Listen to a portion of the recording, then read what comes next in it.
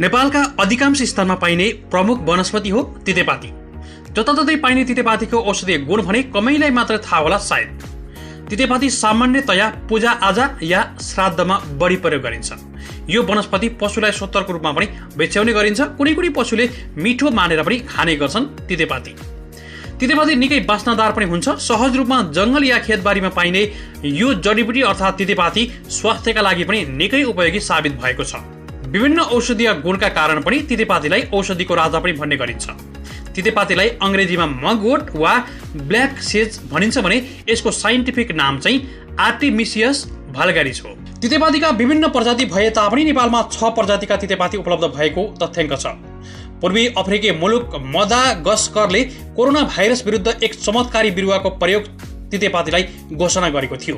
मदागास्करका राष्ट्रपतिले गत अप्रिलमै यस सम्बन्धी ट्रायल सञ्चालन भइरहेको र कोभिड विरुद्ध यो अर्गानिक पेय पदार्थ प्रभावकारी भएको दावी गरेका थिए।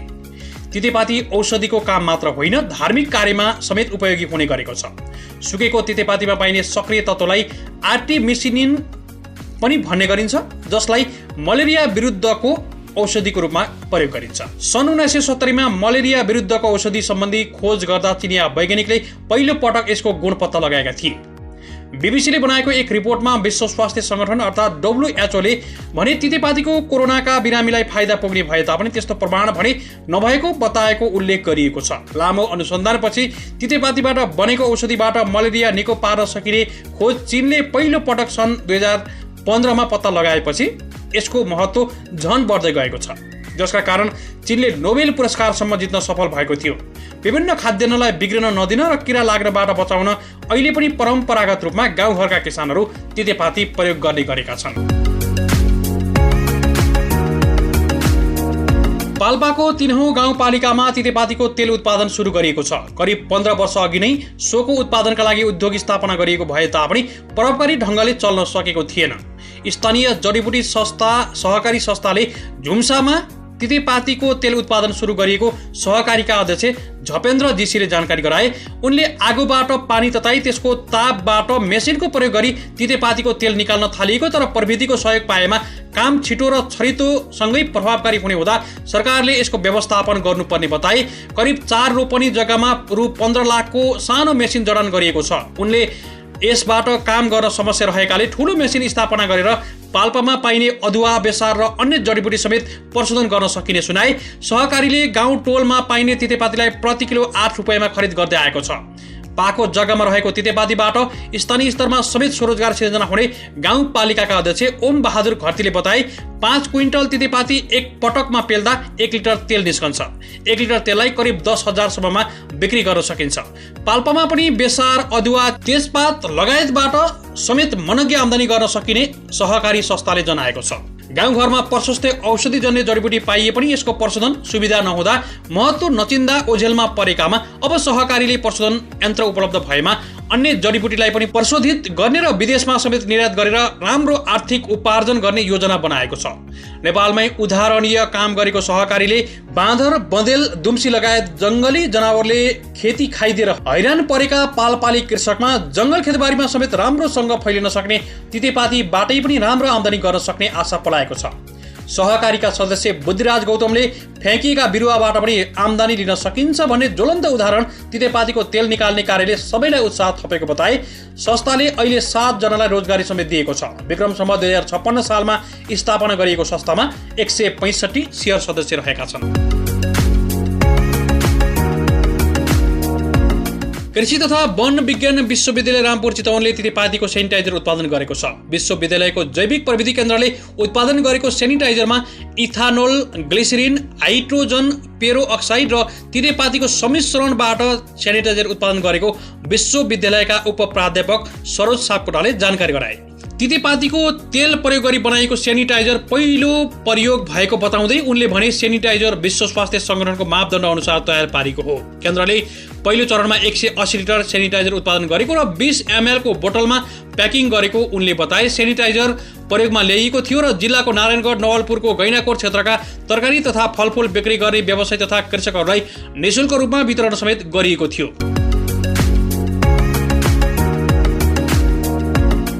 खोटाङको दिक्तेल रूपाकोट मजुवागढी नगरपालिका 10 पाथेकामा तितेपाती प्रशोधन गरेर सुगन्धित तेल उत्पादन गर्न थालिएको छ। पाथेकामा 9 युवाको समूहले सेयर लगानीमा खेर गइरहेको तितेपाती प्रशोधन गरेर सुगन्धित तेल उत्पादन गर्न थालेको हो। करिब 35 लाखको लगानीमा पाथेकाको ताप खोला स्थित त्रिवेणीमा सो उद्योग स्थापना गरिएको हो। समृद्धि पथ एग्रो कम्पनी प्रालीद्वारा सञ्चालित सो उद्योगबाट हालसम्म 25 लिटर तेल उत्पादन भइसकेको सञ्चालक मुगाधन राईले बताए। 3 हप्तासम्म परीक्षण गरेर तेल प्रशोधन गर्न थालिएको हो। सो क्षेत्रमा पर्याप्त मात्रामा तितेपाती रहेको छ। औषधिका रूपमा प्रयोग गरिने तितेपातीको तेलको माग बढ्दै गएको राईले बताए। औषधमा प्रति लिटर 10,000 का दरले बिक्री भइरहेको छ। हामीले तेल उत्पादन थाले लगतै विभिन्न ठाउँबाट माग आउन थालेको छ। राईले भने हाम्रो उत्पादनले बजार पनि पाउन थालेको छ। तेल उत्पादन गर्नका लागि एक पटकमा करिब 700 किलो तितेपाती पकाउनु पर्छ।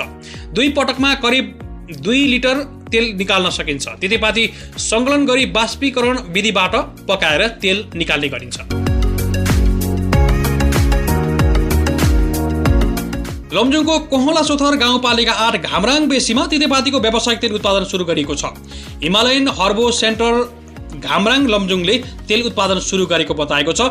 साबिकको भोजे गाविसको मिदिम नदी किनारमा मेसिन जडान गरी तितेपातीको तेल उत्पादन गर्न थालिएको छ। यसको परीक्षण उत्पादन गत वर्ष नै सफल भएको हिमालयन हर्बो सेन्टरका अध्यक्ष गम प्रसाद गुरुङले बताए। प्रति केजी 4 रुपियाँका दरले स्थानीयसँग तितेपाती खरिद गर्ने गरिएको छ। गुरुङका अनुसार तितेपाती पेल्ने मेसिन जडानका लागि 26 लाख रुपियाँ खर्च लागेको छ। 14 लाख रुपियाँ डिभिजन 1 कार्यालय लमजुङबाट अनुदान प्राप्त भएको र बाँकी रकम कम्पनीका सञ्चालक 4 जनाले संकलन गरी सञ्चालन गरिएको हो। उत्पादित तेल अमेरिका, जापान र युरोपका देशहरूमा बिक्री हुने गरेको छ। एक पटकको तेल निकाल्न 4 घण्टाको समय लाग्छ। त्यसपछिका 3 घण्टामा पातीको प्रशोधन भई तेल निस्कन्छ। एक वाहन अर्थात् एक पटकका लागि 5 डोको दाउरा लाग्ने गरेको छ। 2 जनाले पूरा समय र 1 जनाले आंशिक समयका लागि रोजगारी पनि पाएका छन्। दिनमा 7 जनादेखि 15 जनासम्मले तितेपाती संकलन गरेर कम्पनीमा ल्याउने काम गर्ने कम्पनीका शेयर सदस्य खड्गबहादुर परियारले बताए। हर्बो सेन्टरले गाउँमा तितेपातीसँगै अब रोजमेरी, तुलसी, जेनेमियमको तेल पनि उत्पादन गर्न थाल्नेछ। नेपाली तितेपाती रुपैयाँमा होइन डलरमा बिक्छ। एमासो प्रालीका निर्देशक ईश्वरराज बलामीको यो भनाइ सुन्दा जो कोहीलाई पत्याउन मुस्किल होला। नहोस् पनि किन, हाम्रा पाखा पखेरा, गल्ली, बाटोघाटो वरपर पाती त्यसै मौलाएको देखिन्छ। त्यसै सुकेर पनि गएको छ। अझ भनौँ बाटो छेकियो भनेर काटेर फाल्नुपर्छ। त्यसै काटेर फाल्नुपर्ने वस्तु डलरमा बिक्छ भन्दा जो कोहीलाई पत्याउन मुस्किल हुन्छ नै। तर ईश्वरराज बलामी यस्ता व्यक्ति हुन् जसले वर्षमा तितेपाती बेचेर 30 लाख रुपियाँ भन्दा बढी आर्जन गरिरहेका छन्। यो कसरी त? मोक्जापोषण थेरापीमा तितेपातीको मोक्जा प्रयोग हुन्छ। यही मोक्जा तितेपातीबाट बनाउने गर्छन् बलामीले। मोक्जापोषण थेरापी भनेको तितेपातीको भुवाद्वारा उपचार गरिने उपचार पद्धति हो। विशेष गरी जापानमा हार्ट र नसा सम्बन्धी रोगका बिरामीलाई यो थेरापी गराइन्छ। मोक्जा भनेको तितेपातीको पछाडिको हुने भुवा हो। जापानको एमासो कम्पनीले नेपालको एमासो कम्पनीसँग 60 टन मोक्जा माग गर्दै आएको छ वार्षिक रूपमा। तर नेपालबाट 20 टन तितेपातीको मोक्जा मात्रै पठाउन सफल भएको छ एमासो प्राली। 2051 सालमा बलामी अकुपञ्चर सम्बन्धी अध्ययन गरिरहेका थिए। सोही वर्ष उनी 6 महिने तालिमको लागि जापान जाने अवसर पाएका थिए। त्यही नै उनले नेपाली तितेपातीको महत्त्व बुझे। अकुपञ्चर चिकित्सामा मोक्जापोषण थेरापी भन्ने हुन्छ र यसमा प्रयोग हुने मोक्जा तितेपातीको हो भन्ने थाहा भयो बलामीलाई। तर यो कसरी बनाउने भन्ने थाहा थिएन। कुन तितेपाती भन्ने पनि थाहा थिएन। जापानमा तालिम लिने क्रममा यो कुरा सबै थाहा भयो। बलामीले हामीसँग बताए। जापानमा तालिम सकिएपछि उनी नेपाल फर्के। त्यसपछि उनले तितेपाती खोजी सुरुवात गरे र उनले एक गाडी तितेपाती संकलन गरेर मोक्जा बनाए। जापान पठाउने क्रममा भन्सारका केही अधिकारीले उनलाई पत्याएनन्। त्यसपछि परीक्षण नै गरियो। प्रमाणित भएपछि मात्र जापान जान दियो। नेपाली तितेपातीको मोक्जा सुरुमा जापान पुग्ने 1 महिना लाग्यो। सामान पुगेपछि उनी पनि जापान पुगे। जापानमा पनि परीक्षण गरियो। नेपाली तितेपातीको मोक्जा पनि मोक्जापोषण थेरापीमा उत्तिकै प्रभावकारी देखिएपछि जापानी कम्पनीले लिने भयो। उनले 2066 सालबाट सबै प्रक्रिया पुर्याएर व्यावसायिक रूपमा तितेपातीको मोक्जा नेपालबाट जापान पठाउन सुरु गरेका थिए। अहिले जापानमा हिमालयन ब्रान्डको नाममा नेपाली तितेपातीको मोक्जा प्रयोग भइरहेको छ। नेपाली तितेपातीको ब्रान्ड नै बनिसकेको छ। अब मात्र उत्पादन बढाउन आवश्यक छ। बलामीले उत्साहित हुँदै भने तितेपाती संकलन गर्दै गर्दा बढी ध्यान दिनुपर्ने पछाडिको भुवा छ कि छैन भन्ने मात्र हो। उनले थपे विभिन्न किसिमका तितेपाती हुन्छन्। नेपालमा 8-10 किसिमका तितेपाती हुन्छन् जसमध्ये पातको पछाडि भुवा भएको तितेपाती मात्र हामीले मोक्जा बनाउनको लागि प्रयोग गर्छौं। नेपालबाट पहिलो पटक जापान तितेपाती निर्यात हुँदा उनी निकै खुसी भएका थिए। जुन दिन जापानमा हिमालयन ब्रान्डमा नेपालको तितेपाती बिक्न थाल्यो उनलाई त्यति नै खुसी लागेको थियो। इलाममा चिया बगान बनेको छ। अब अन्यत्र तितेपाती बगान किन नबनाउने? किसानलाई किन तितेपाती खेतीमा उत्साहित नगर्ने? बलामीले हामी सँगै प्रश्न गरे।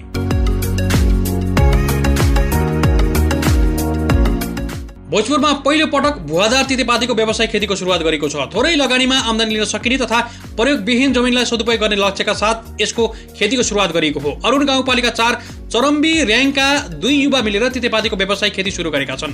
छोटो समयमा उत्पादन हुने तथा विभिन्न जडीबुटीका लागि बजार माग समेत रहेकाले यो खेतीको सुरुवात गरिएको उनीहरूले बताए। उनीहरूले सङ्खुवा सभाबाट बिरुवा ल्याएर करिब 2 रोपनी क्षेत्रफलमा 8000 तितेपातीको खेती सुरु गरेका छन्। अहिले 2 रोपनी क्षेत्रफलमा परीक्षणको रूपमा लगाइएको र राज्यबाट यसको आवश्यक आर्थिक र प्राविधिक सहयोग भएमा थप 60 रोपनी क्षेत्रफलमा विस्तार गर्ने योजना रहेको कृषक झिल बहादुर राईले जानकारी गराए। तितेपातीलाई प्रत्येक 15 देखि 20 दिनमा संग्रहण गर्न सकिने कृषक राईले बताए। कच्चा पदार्थको रूपमा यसको सुकेको पात तथा डाँठ प्रति केजी 50 मा बिक्री हुने गरेको छ।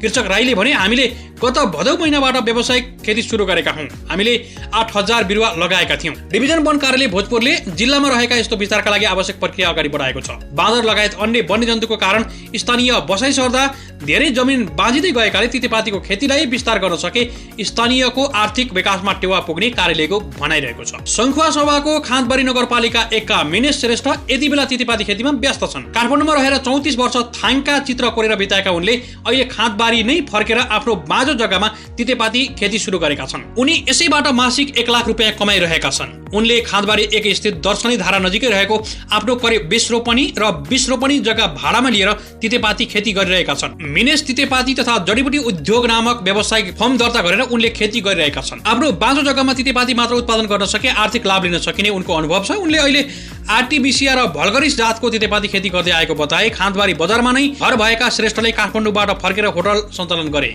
होटल पनि राम्रै चलेको थियो, तर उनलाई होटलमा प्रयोग हुने आयात गरिएका खाद्य वस्तुले कसैको स्वास्थ्यलाई राम्रो गर्दैन भन्ने लाग्यो। त्यसपछि होटल नै बन्द गरे। होटल छाडेर आफ्नै बारीमा यसरी तितेपाती सुरु गर्दै गर्दा सुरुका दिनहरूमा पागल समेत भने उनलाई, तर अहिले त्यो अवस्था छैन। अर्थात् अहिले तितेपाती खेती हेर्न र बिरुवा लिनको लागि आउनेहरूको लर्को नै लाग्छ। उनी खुसी हुँदै हामीलाई बताए। उनले अहिले बारीबाट नै प्रति गोटा 1 रुपैयाँ गजरले तितेपातीको बिरुवा बिक्री पनि गरेका छन् र उनले तयारी तितेपाती एमासो प्राली काठमाडौँमा पठाउने गरेका छन्। तितेपातीबाट मनग्गे आमदानी गरेका मिनेशलाई हाम्रो पनि शुभकामना।